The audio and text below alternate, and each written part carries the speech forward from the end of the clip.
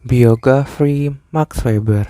Beliau lahir di Erfurt, Jerman, 21 April 1864. Berasal dari keluarga kelas menengah. Karya utamanya berhubungan dengan rasionalisasi dalam sosiologi agama dan pemerintahan, meski ia sering pula menulis di bidang ekonomi. Ayahnya seorang birokrat yang kedudukan politiknya relatif penting dan menjadi bagian dari kekuasaan politik yang mapan. Akibatnya, menjauhkan diri dari setiap aktivitas dan idealisme yang memerlukan pengorbanan pribadi atau yang dapat menimbulkan ancaman terhadap kedudukannya dalam sistem. Lagi pula, sang ayah adalah seorang yang menyukai kesenangan duniawi dan dalam hal ini juga dalam berbagai hal lainnya. Ia bertolak belakang dengan istrinya. Ibu Max Weber adalah seorang Calvinis yang taat, wanita yang berupaya menjalani kehidupan prihatin atau ascetik tanpa kesenangan seperti yang sangat menjadi dambaan suaminya. Perhatiannya kebanyakan tertuju pada aspek kehidupan akhirat. Ia terganggu oleh ketidaksempurnaan yang dianggapnya menjadi pertanda bahwa ia tak ditakdirkan akan mendapat keselamatan di akhirat. Kedua pribadi orang tuanya tersebut secara tak langsung ditengarai memberi pengaruh yang besar dalam kehidupan Weber dan karya-karya intelektualnya. Weber meninggalkan rumah untuk sementara waktu dan melanjutkan studinya di Universitas Heidelberg. Di sana, ia berkembang layaknya ayah dalam organisasi. Dengan cara seperti ini, ia telah mengikuti jejak ayahnya dalam bidang hukum. Setelah 3 tahun belajar, Weber meninggalkan universitas tersebut. Pada tahun 1884, ia kembali ke rumah orang tuanya untuk melanjutkan studi di Universitas Berlin. Weber mendapatkan gelar doktor dari Universitas Berlin, menjadi ahli hukum dan salah satu dosen di universitas tersebut. Selain itu, ia juga mendalami bidang ekonomi, sejarah, dan sosiologi. Pada tahun 1896, ketekunannya dalam bekerja menghantarkan dirinya pada posisi profesor ekonomi, Universitas Heidelberg. Mengikuti jejak ibunya, Weber menjadi seorang yang asketis dan rajin. Weber juga menjadi salah satu pendiri German Sociological Society pada tahun 1910.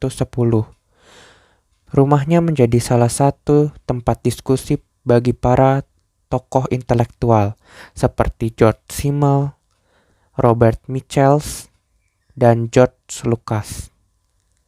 Selain itu, Weber juga aktif secara politik dan menulis banyak esai tentang sejumlah isu pada masanya. Adapun beberapa tema yang menjadi kajian utama Weber dalam karyanya, seperti tindakan sosial, konsep mengenai wewenang otoritas birokrasi, protestanisme, serta kapitalisme. Maximilian Weber meninggal di München, Jerman pada 14 Juni 1920 pada umurnya yang ke-56 tahun.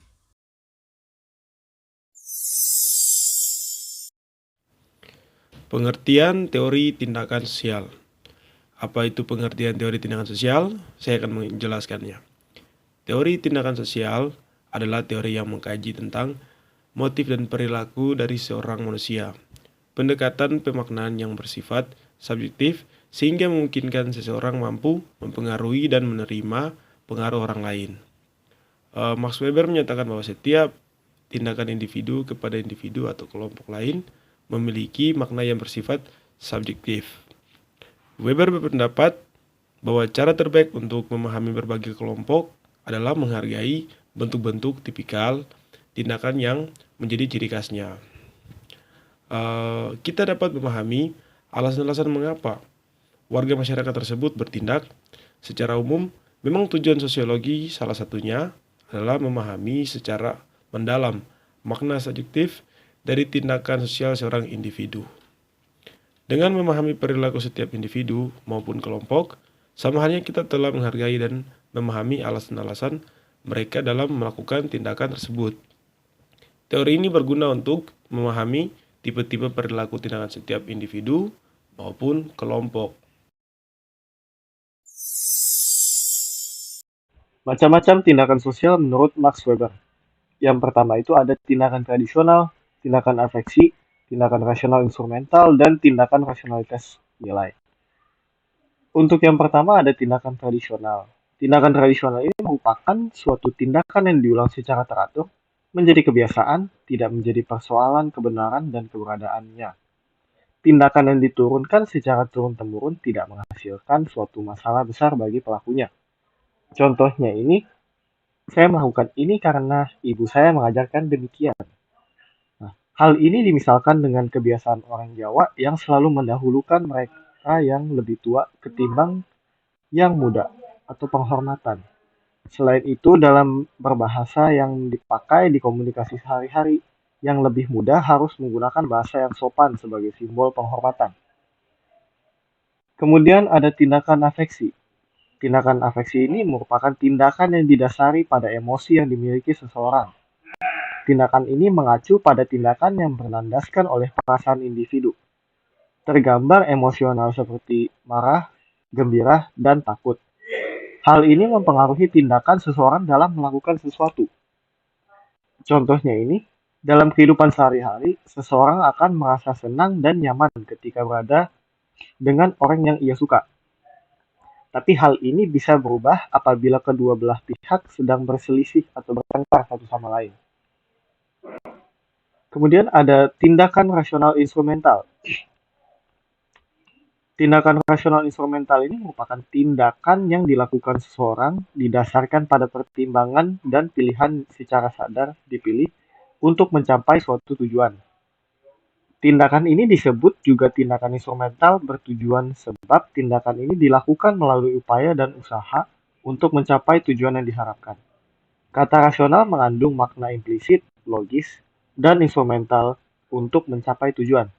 Artinya, tindakan ini berdasarkan perencanaan yang matang serta pertimbangan sebelumnya. Contohnya adalah jalan pintas.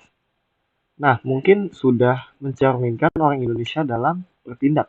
Mereka beranggapan bahwa tindakan yang dilakukan ini merupakan tindakan efisien dan efektif untuk mencapai tujuan. Contohnya, misalnya kita ingin berangkat sekolah jam 7 pagi, maka akan memilih naik ojek online daripada mobil pribadi karena tidak ingin terlambat karena bangunnya kesiangan. Memilih ojek online ini merupakan contoh tindakan rasional instrumental sebab pemilihan ojek itu berlandaskan alasan yang jelas agar tepat waktu. Kemudian yang terakhir ini ada tindakan rasionalitas nilai. Tindakan rasionalitas nilai ini merupakan komitmen yang dilakukan dengan penuh kesadaran, tak lepas dari nilai-nilai agama, hukum, dan berbagai bentuk nilai lainnya. Dilakukan untuk alasan dan tujuan yang ada, kaitannya dengan nilai yang diyakini secara personal tanpa memperhitungkan berhasil atau gagalnya tindakan tersebut. Tindakan ini melalui pikiran secara rasional dan memperhatikan berbagai macam nilai-nilai yang ada. Artinya, individu yang bertindak mengutamakan apa yang baik, lumrah, wajar, dan benar dalam masyarakat. Apa yang baik bisa bersumber dari etika, agama, atau bentuk dari sumber nilai lain. Contohnya adalah hal yang biasa dilakukan orang Muslim dalam menjalankan ibadahnya. Seorang Muslim ini menganggap bahwa sholat merupakan hal yang harus dilakukan. Jika ditinggalkan, maka akan memperoleh dosa. Kemudian ada contoh lain yaitu kita memilih berjabat tangan menggunakan tangan kanan daripada tangan kiri. Lebih memilih baju bebas, sopan, dan rapi saat pergi ke rumah ibadah. Kedua keputusan ini berdasarkan pertimbangan nilai. Apabila tidak dilakukan hal tersebut, akan dianggap tidak wajar atau malah dianggap menghina, sehingga terjadi penolakan dari masyarakat.